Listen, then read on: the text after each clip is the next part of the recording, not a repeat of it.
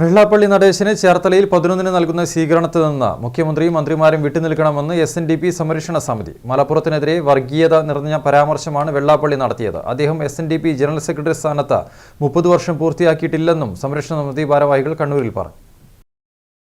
April 11-ന് ചേർത്തലയിൽ വെള്ളാപ്പള്ളി നടേശനെ ആദരിക്കുന്ന ചടങ്ങിൽ നിന്നും മുഖ്യമന്ത്രി വിട്ടുനിൽക്കണമെന്ന് SNDP യോഗം സംരക്ഷണ ഭാരവാഹികൾ കണ്ണൂരിൽ ആവശ്യപ്പെട്ടു.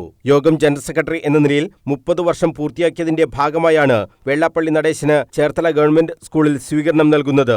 എന്നാൽ 30 വർഷം വെള്ളാപ്പള്ളി ഈ സ്ഥാനത്ത് പൂർത്തിയാക്കിയിട്ടില്ല. 2015 മുതൽ തന്നെ ജനറൽ സെക്രട്ടറി എന്ന നിലയിൽ അദ്ദേഹത്തിന്റെ കാലാവധി കഴിഞ്ഞതാണ്. പിന്നീട് യോഗത്തിൽ തെരഞ്ഞെടുപ്പ് നടന്നിട്ടില്ലെന്നും ഭാരവാഹികൾ ആരോപിച്ചു.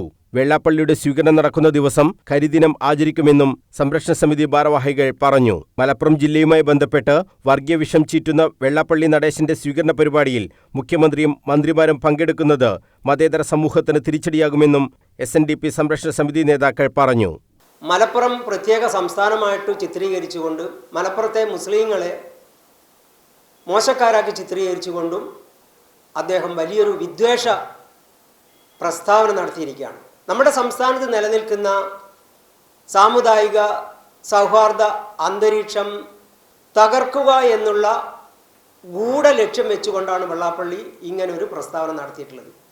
എല്ലാ മതങ്ങളെയും എല്ലാ ആളുകളെയും ഒരുപോലെ കാണേണ്ട ഒരു പ്രസ്ഥാനത്തിൻ്റെ തലപ്പത്തിരുന്നു കൊണ്ട് ഇത്തരം വർഗീയ വിദ്വേഷ പ്രസ്താവന നടത്തുന്ന വെള്ളാപ്പള്ളിയെ ആദരിക്കുന്ന മാമാങ്ക ചടങ്ങിൽ നിന്നും സംസ്ഥാന മുഖ്യമന്ത്രിയും അതുപോലെ തന്നെ മന്ത്രിമാരും വിട്ടുനിൽക്കണമെന്നാണ് SNDP സംരക്ഷണ സമിതി ആവശ്യപ്പെടുന്നത്.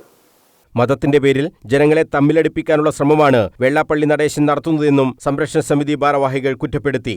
SNDP യോഗം സംരക്ഷണ സമിതി സംസ്ഥാന vice president doctor MP Rajan, ജില്ലാ chairman doctor T Sasidharan, convener M Vinod Kumar, MM Jayaram, E Ajith Kumar എന്നിവർ വാർത്താസമ്മേളനത്തിൽ സംബന്ധിച്ചു. News bureau, Kannur.